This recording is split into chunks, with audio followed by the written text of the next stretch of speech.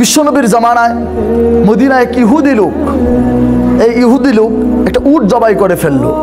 প্রসিদ্ধ ঘটনা বলছি, উটটি জবাই করে দেওয়া হলো।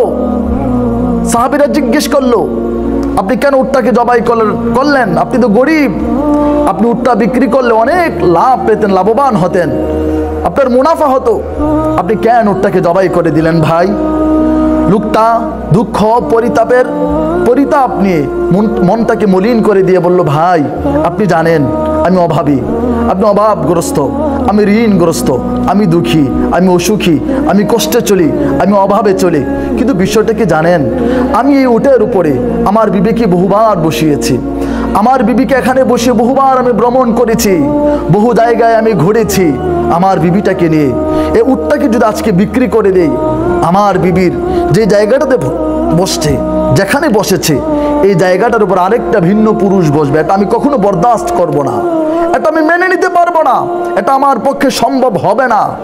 এজন্য আমি উটটাকে জবাই করে দিয়েছি, যেন আমার এই উটের উপরে আমার বিবি যেখানে বসছে এখানে যেন কেউ বসতে না পারে।